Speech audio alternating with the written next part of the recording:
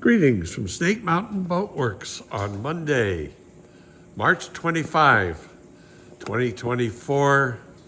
Here's an update on our 1964 17-foot Chris Craft Super Sport. By now we have released and removed everything inside the boat and some exterior trim, and we are beginning the process of building new decks, new covering boards, new frame where it was rotted out. But the real surprise was discovering that, remember, this boat was soaking wet when it arrived. It actually dripped water out of lots of the components. Well, carpenter ants love that environment, and it took us some time, but we completely eradicated many colonies that seemed to be centered in the seating to begin with, but they had expanded out throughout the boat.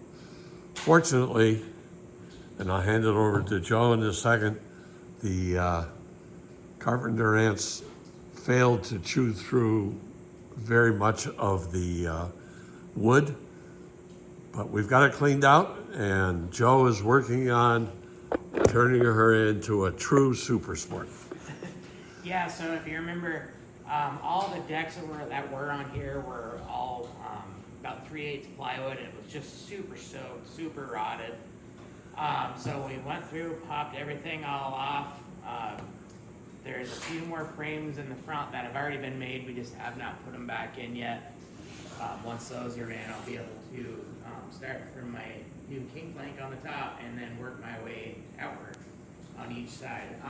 The only request is on the decks. They're all going to be seamed and striped, where before it was all just a sheet of plywood across the entire thing. Didn't really have a king plank or anything like that.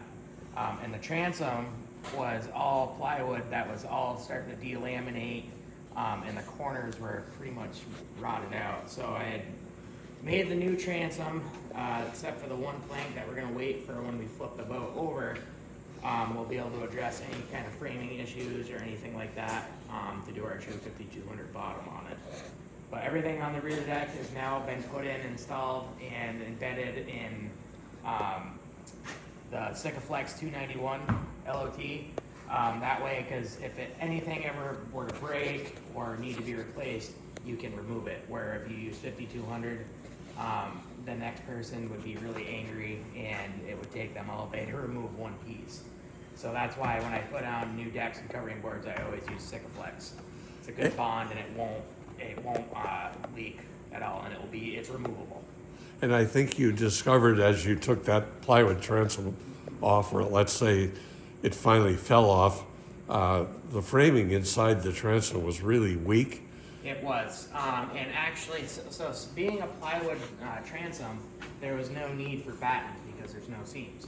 So I went through, and everywhere where there's a seam, there's a batten that is completely mortised into all the framing, and it's all held. That part is all held together with 5200 and screws. And so it is a rock solid transom. There is absolutely no worry about that. And that whole inside's all been CPES'd at this point. Yeah, everything's been CPES with all the codes that it needs. So when we have it flipped upside down, anytime that we do any bilge painting or anything like that, it's a lot easier when we put the new 5200 bottom down.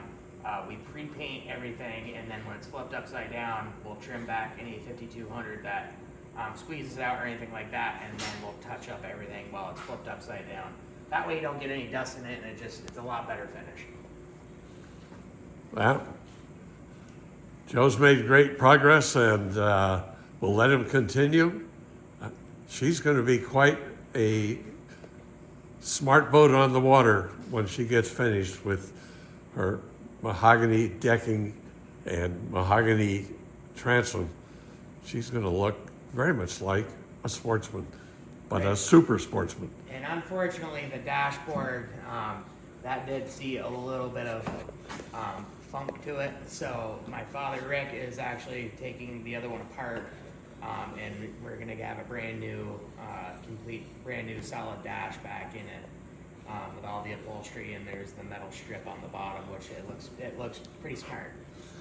Well, with that, we'll end this update on our 1964 17-foot Chris Craft Super Sport. Thank you so much. Bye-bye for now from Snake Mountain Boat Works.